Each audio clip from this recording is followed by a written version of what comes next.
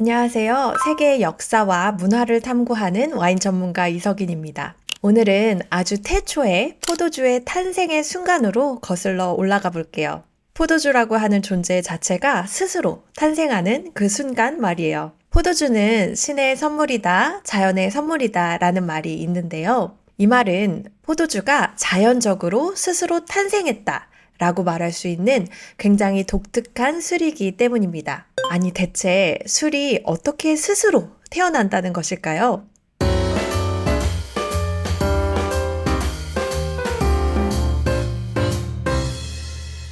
포도라는 과일을 다른 과일과 비교할 때 독특한 점이 여럿 있는데요. 이 특징들은 포도로 하여금 다른 어떤 과일들보다도 자연적으로 발효될 수 있는, 인간의 개입이 없이도 스스로 술이 될 수 있는 그런 조건을 갖게 합니다. 첫째로 발효를 통해 알코올로 변할 연료인 당분의 함량이 포도 100g당 16g 정도로 과일 중에서도 압도적으로 많습니다. 두 번째로 포도 껍질에는 자연 효모가 덕지덕지 풍부하게 붙어 있어요.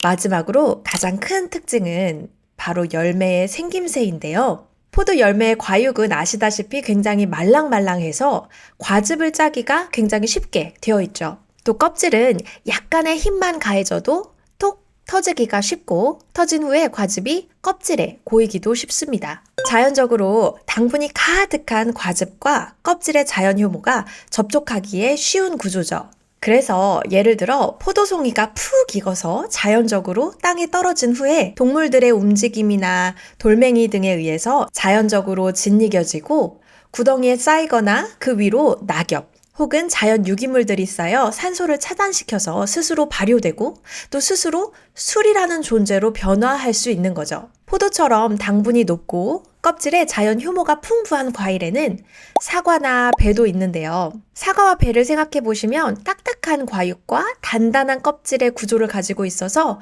포도와 같이 자연적으로 발효되는 것이 어렵죠. 거기에 이 포도주가 최초의 인류에게 더 의미가 있게 느껴졌을 거라 추측되는 요소는 바로 포도주의 색깔입니다. 적포도주는 안톤시아닌이라는 성분으로 인해서 색깔이 붉은색을 띠죠. 붉은색은 우선 눈에 잘 띄어요. 그래서 수렵과 채집을 하던 원시인들의 눈에 이 스스로 발효된 붉은 액체는 쉽게 발견되었을 거예요. 두 번째로 붉은색은 피와 닮아 있죠. 그렇기 때문에 일찍부터 인류에게 붉은색에 마시면 환각작용까지 일으키는 이 액체는 아주 신비롭고 특별한 것으로 여겨졌을 것입니다. 수렵과 채집을 하며 포도주를 찾아 마시며 다니던 인류의 조상은 정착 생활을 시작한 후엔 본인들의 주거지에서 직접 포도주 양조를 하기에 이릅니다.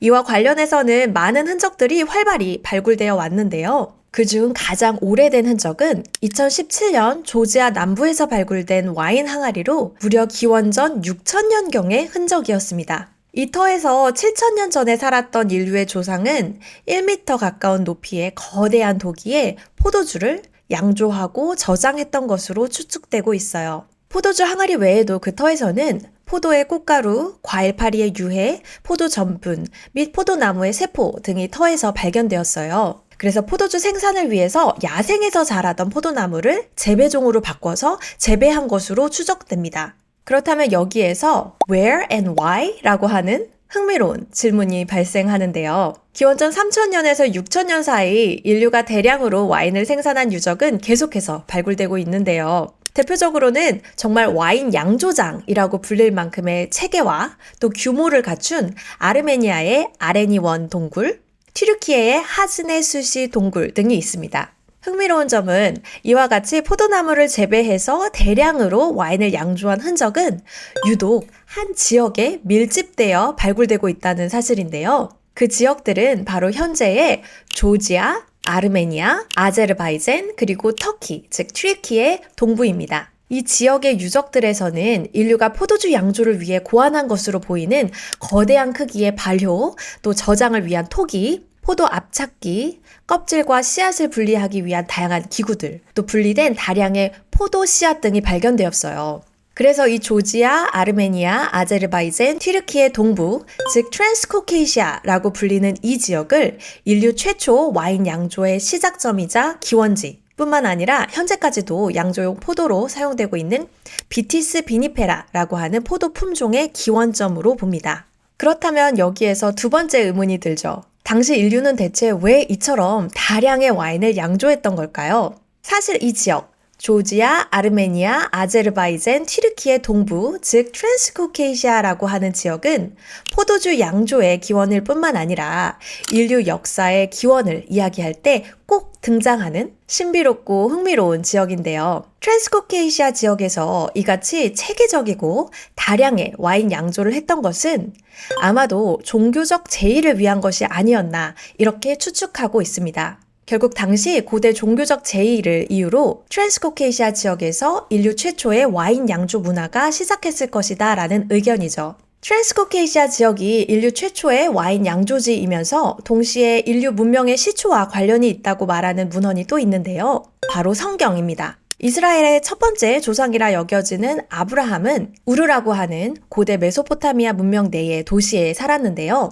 성경에서는 이 문명 시대보다도 훨씬 더 이전의 인물인 노아를 먼저 소개합니다. 성경에 노아가 어느 출신인지는 명확히 언급되진 않지만 중요한 사건인 대홍수가 끝난 후 노아와 노아의 가족들이 배를 정박해서 다시 인류의 문명을 시작한 곳이 아라라트 산이었다라고 하는데요. 현재 튀르키예 아라라트 산을 의미합니다. 아라라트 산에 정박을 한 후에 노아가 했다고 하는 첫 번째 일은 포도나무를 심고 포도를 재배하는 일이었으며 이어서 포도주를 마시고 취한 일화가 나오죠.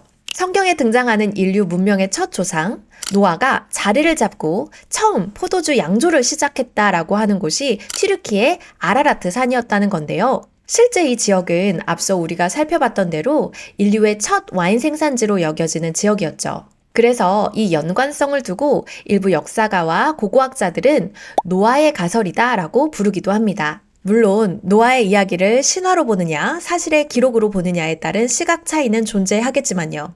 이후 유적의 흔적을 살펴보면 트랜스코케이시아에 살던 인류는 서쪽으로 또 남쪽으로 남하해서 포도주 문화를 퍼뜨립니다. 그리고 같은 경로로 인류의 크고 작은 문명들이 건설되는데요. 흥미롭게도 이 이동 경로와 문명의 형성 또한 성경의 노아의 세 아들 함, 셋, 야벳이 이동해서 근처 문명의 조상이 되었다라고 하는 이야기와 일치하죠. 그중 대표적인 문명이 인류의 최초 문명으로 알려져 있는 트랜스코케이시아 남쪽의 메소포타미아 문명이에요. 이후 근접해서 이집트 문명이 번성하고 트랜스코케이시아 주변으로 크고 작은 문명과 도시들이 발달하면서 이 고대 근동 지역은 로마 제국 이전 시대 인류 전체로 보아서도 가장 번성했던 문화권 중 하나를 형성합니다. 그래서 트랜스코케이시아의 포도주는 남하하여 이제 고대 근동이라고 하는 거대한 문명권에서 중요한 역할을 하게 되죠. 다음 시간에는 바로 이 고대 근동이라는 거대한 문명권에서 와인이 어떤 상징과 역할로 사용되었는지를 살펴보도록 할 텐데요. 좀 더 적극적으로 고대 근동의 종교와 연관된 포도주의 상징과 역할을 알아볼 예정입니다. 오늘도 함께 해주셔서 감사하고요. 다음 이야기도 궁금하시다면 구독과 좋아요 잊지 마시고 다음 에피소드에서 뵙도록 하겠습니다. 감사합니다.